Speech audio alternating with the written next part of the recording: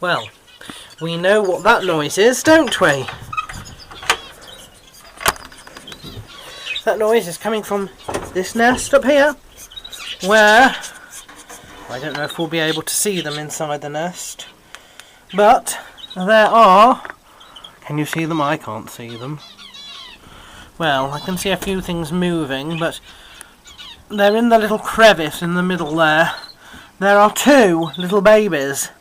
Beryl has a habit of burying her babies, which she did unfortunately last time. This time they seem to have survived. They're now making audible noises, as you heard when I came in, calling out for food.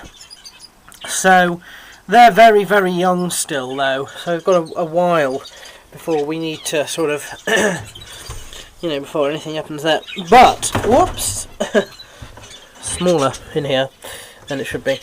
In here we've got, now, see, the problem is getting the light in the right place.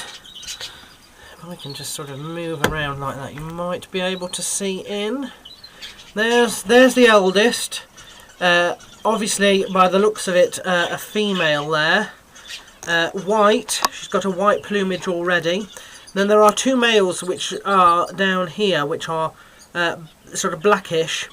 Of course, this can all change when they get their their adult plumage, but generally speaking, it looks like two males, one female, and that is Flo's nest. Now, Flo has already had 3 chicks, and those 3 chicks died at a very early age, because this is the this nest is the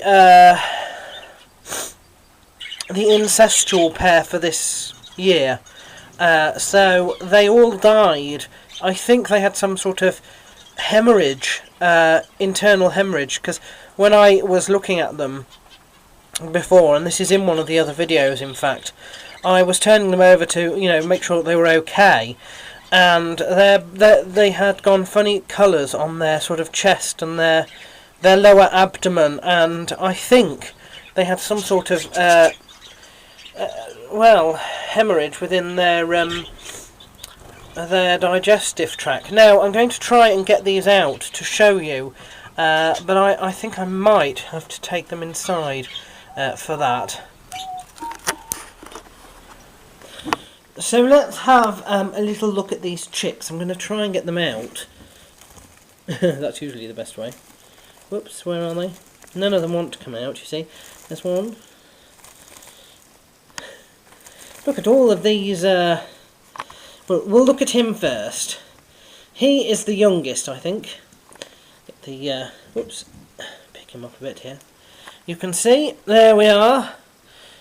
Typical baby bird. Absolutely typical baby bird. You can see that he's still got quite a lot of fluff on his head. That is not feathers, it's just fluff basically. And that fluff will sort of fall out as his feathers grow.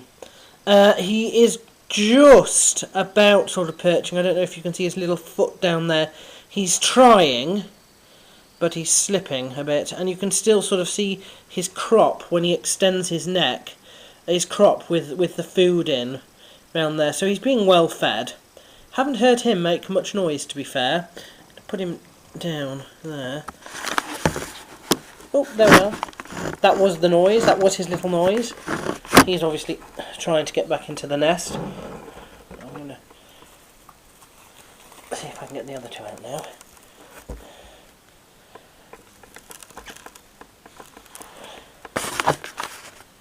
This is the next stage up in development. You can see that most of his fluff has gone, that he's able to perch basically, which is good. Not like his brother's a bit scraggly, you see. Basically, it just thickens out their coat, and you can't see his crop anymore, although he is still calling for food. There we are. Oops. But you can see he's standing up a little bit better, whereas he is sort of not yet able to really stand. He wants to go back in the nest. I will put you back in the nest in a moment. I just need to get your sister out first. Ready for the dark again. And the final bird in the nest.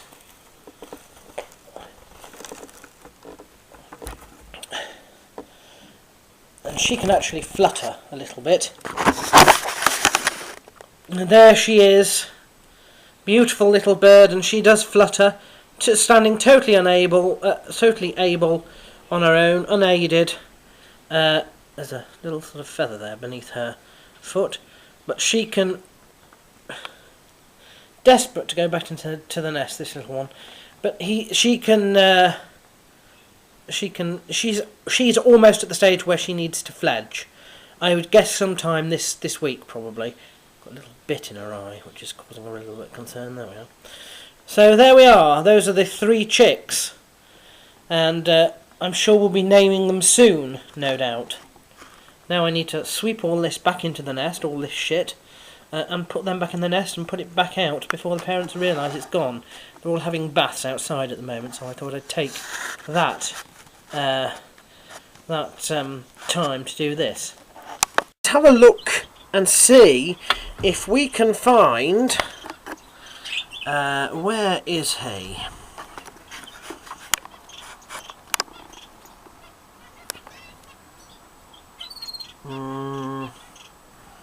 There he is. That there is Costello. You can see that his beak is beginning to turn red. It's a pinky colour with a black bit on top, but it's going to turn red. And you can see that he still has these funny black patches where all the other